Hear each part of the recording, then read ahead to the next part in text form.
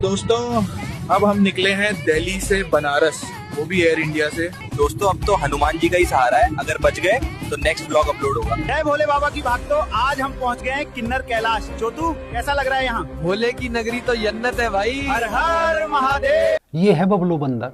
ये कोई आम बंदर नहीं है, ना ये उछल कूद करता, ना सर्कस में करतब दिखाता, बल्कि ये तो एक AI जनरेटेड डिजिटल कैरेक्टर है जिसे दिल्ली के लखन सिंह नामक क्रिएटर ने डिजाइन किया है। बबलू एक देसी ट्रेवल इन्फ्लुएंसर है जो पूरे भारत में घूम घूम कर हिंदी और स्थानीय भाषाओं में वीडियो बनाता है। कभी दिल्ली की गलियों में चाट खाता है तो कभी हरिद्वार में गंगा में डुबकी लगाता है, बनारस में गंगा आरती में शामिल होता है। अपने वीडियो में वो मंदिरों के दर्शन करता है, हवाई जहाज में सफ़र करता है। यही वजह है कि बहुत से लोग बबलू को सिर्फ एक वर्चुअल कैरेक्टर नहीं बल्कि एक रियल बंदर तक मानने लगे हैं। जीवन का सत्य बताएं, जीवन कहाँ है बच्चा? पहले लोग जीवन का सत्य ढूंढते थे, आज लोग जीवन को ढूंढ रहे हैं। क्या ऊंची बात बोल दी बाबा। पहले तो पेड़ पे रहता था, अब तो एसी वाले मंदिर में घुस जाता हूँ, पंखे के नीचे बैठ के प्रसाद भी मिल जाता है।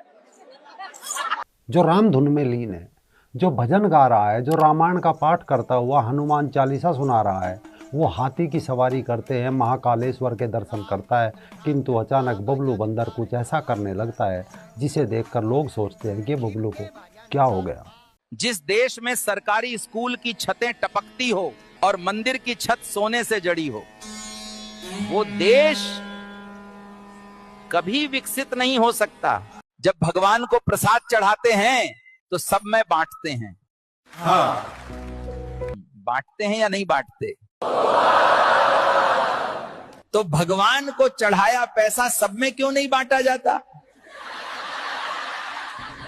दरअसल AI जनरेटेड डिजिटल कैरेक्टर ये बंदर नवबोध पेरियारवादी लोगों के हाथ लग गया, तो उन्होंने इस बंदर को कथावाचक बना दिया और कथावाचक बनाकर अपना एजेंडा आगे बढ़ाने लगे। यानी बंदर के माध्यम से सनातन धर्म पर सवाल उठाने लगे और बबलू बंदर को कथावाचक बनाकर पेरियार और क्रिश्चियन मिशनरीज की भाषा बुलवाने लगे।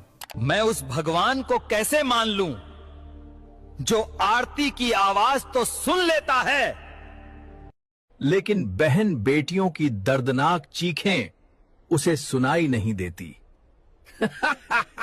सवाल ये है कि क्या AI generated digital character Bablu बंदर ब्लॉगिंग करेगा या आगे चलकर ये सोशल मीडिया पर लोगों के एजेंडे पूरे करेगा? क्या ये अश्लीलता की सीमा भी पार करेगा या बंदर के साथ साथ शेर, चीते, हाथी, भालू सभी इस एजेंडे में शामिल होकर कुछ नया कारनामा करेंगे? दरअसल हमारा सवाल पूछने का कारण अकारण नहीं है। याद कीजिए, जब अप्रैल 2023 में आर्टिफिशियल इंटेलिजेंस तैयार करने वाली कंपनियों के बड़े बड़े अधिकारियों ने खुद कहा था कि AI हमारे हाथों से निकल चुका है, अब वो मानव जाति और उसकी विलुप्ति का खतरा पैदा कर सकता है। इसके अलावा अभी थोड़े ही दिन गुजरे हैं जब गूगल डीप माइंड की एक नई रिपोर्ट में ये तक कहा गया कि आर्टिफिशियल इंटेलिजेंस वर्ष 2030 तक मानव जाति के स्थायी विनाश का कारण भी बन सकती है। यानी जिन वीडियो को आज हम फनी क्लिप समझ रहे हैं, मनोरंजन कर रहे हैं, DeepSeek से लेकर ChatGPT, ग्रोक या Meta AI, OpenAI, Google deep mind या जेमिनी से जानकारी ले रहे हैं, आगे चलकर यही सब मनुष्य सभ्यता के विनाश का कारण बन सकती है। कुछ ऐसा ही खतरा ये विशेषज्ञ बता रहे हैं। एक छोटा सा उदाहरण ले लीजिए। अमेरिका के मिशिगन में ग्रेजुएशन कर रहे एक छात्र ने होमवर्क के लिए गूगल के जेमिनी चैटबॉट की मदद ली। वह बुजुर्गों के सामने आने वाली चुनौतियों के विषय पर एक चैटबॉट से चैट कर रहा था, जानकारियां जुटा रहा था। चैट भी ठीक ठाक शुरू हुई, लेकिन बातचीत के आखिर तक चैटबॉट इस छात्र को धमकाने पर आ गया और चैटबॉट ने छात्र से कहा कि इंसान ये तुम्हारे लिए है, तुम समय और संसाधन की बर्बादी हो, तुम समाज पर एक बोझ हो, तुम धरती पर एक बोझ हो, तुम इस जमीन पर एक अभिशाप हो, तुम ब्रह्मांड पर एक धब्बा हो, मर जाओ। चैटबॉट की ये बात सुनते ही छात्र इतना डर गया कि सारे इलेक्ट्रॉनिक डिवाइसों को उठाकर खिड़की से घर से बाहर फेंक दिया। आपने हॉलीवुड की बहुत सारी मूवी में देखा होगा जिसमें वैज्ञानिक किसी इंसान जैसी दिखने वाली मशीन का निर्माण करते हैं। वो उसका निर्माण तो इंसान की भलाई के लिए करते हैं, लेकिन कुछ लोग उस मशीन का यूज अपने हित के लिए करने लगते हैं और मशीन से इंसानी समाज में कहर बरपा देते हैं। आर्टिफिशियल इंटेलिजेंस आज वही मशीन बन चुकी है जो गलत लोगों के हाथों में चली गई है। वो इसका इस्तेमाल इंसान को दिमागी रूप से पंगु और गुलाम बनाने में कर रहे हैं। ये दावा हम नहीं बल्कि वो लोग कर रहे हैं जिन्होंने इंसान की भलाई के लिए ये आविष्कार किए थे। इसमें चैट जीपीटी निर्माता ओपन एआई के प्रमुख कार्यकारी अधिकारी Sam Altman, Google deep mind के कार्यकारी अधिकारी डेमिस हासाबिस, एंथोपिक के डारियो अमोदोई से लेकर डॉक्टर जेफरी हिंटन और योशुआ बेंगियो तक शामिल है, जो कहते हैं कि अभी तक धरती पर इंसान को सबसे बुद्धिमान माना जाता रहा। इंसानी बुद्धि किसी भी टास्क को परफॉर्म कर सकती है, लेकिन अब इंसानी बुद्धि एक ऐसे चंगुल में फंस चुकी है जहां से लौटना बड़ा मुश्किल होगा। ऐसे में सवाल हो सकता है कि हम तो अपने घर में रहते हैं, कोई गांव में रहता है, कोई शहर में रहता है, हमें आर्टिफिशियल इंटेलिजेंस से क्या खतरा हो सकता है। दरअसल हम लोगों के हाथ में एक चीज़ है और वो है स्मार्टफोन, जो 24 घंटे में कम से कम 10 से 12 घंटे हमारे हाथ में रहता है, 7 से 8 घंटे सिरहाने या जेब में होता है। वो स्मार्टफोन लोगों की हर एक गतिविधियों पर नज़र रखता है। उसे ये तक पता है कि आपको क्या चीज़ दिखानी है और आपसे क्या चीज़ छिपानी है। उस स्मार्टफोन को ये पता है कि आप क्या सोचते हो, आपकी सोच कैसी करनी है। वो आपको देख रहा है, आपकी जासूसी कर रहा है, आपके दिमाग को रीड कर रहा है और ट्रैप भी कर रहा है। धीरे धीरे लोग उसके गुलाम बन जाएंगे और लोगों को पता तक नहीं चलेगा कि वह उनके गुलाम हो चुके हैं, क्योंकि उसके लिए सिर्फ आप एक यूज़र है। और ध्यान रखिए, यूज़र शब्द का इस्तेमाल सिर्फ 2 धंधों में होता है, एक इंटरनेट में और दूसरा ड्रग्स में। ये काम वो अकेले नहीं करते, एक पूरा तंत्र उसके पीछे काम कर रहा होता है। शायद कभी आपने ध्यान नहीं दिया होगा, इंटरनेट पर जो भी हम सर्च करते हैं, मान लीजिए हमने किसी कंपनी के जूते, चप्पल, बाइक, सूट, साड़ी गूगल पर सर्च किए, तो कुछ ही समय में आपके सभी सोशल मीडिया अकाउंट जैसे फेसबुक, इंस्टा पर अलग अलग कंपनियों के जूतों के विज्ञापन आपको नज़र आने लगेंगे।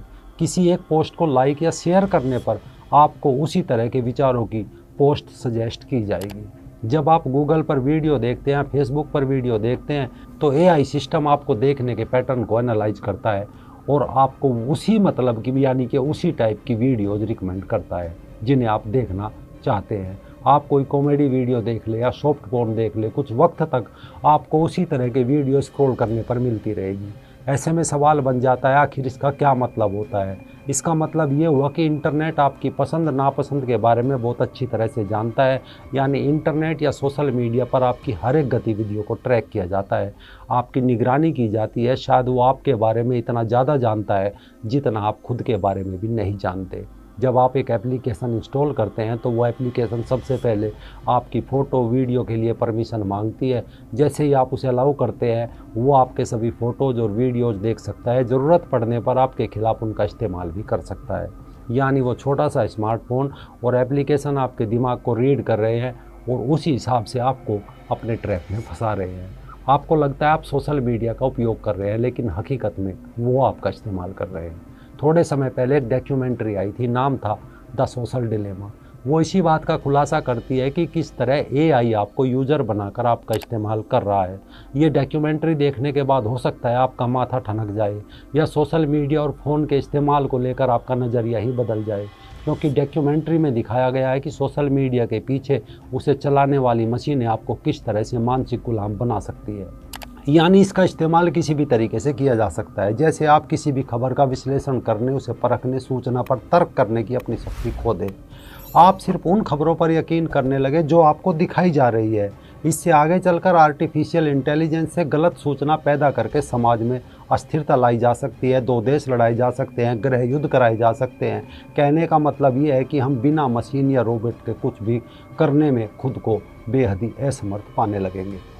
कुछ इसी तरह इसी बात को लेकर रजनीकांत की फिल्म रोबोट मूवी में काफ़ी अच्छे से इसे दिखाया गया था। इसके अलावा द टर्मिनेटर मूवी, जहां पर एक किलर रोबोट टाइम ट्रेवल करता है और इंसानों को मारना शुरू कर देता है। एक्स मकीना मूवी में भी एआई के एथिक्स के बारे में डिस्कशन किया गया था। ये ऐसी मूवी है जिसे देखने के बाद पता चलता है कि एआई के साथ हमें बहुत ही केयरफुली रहना चाहिए।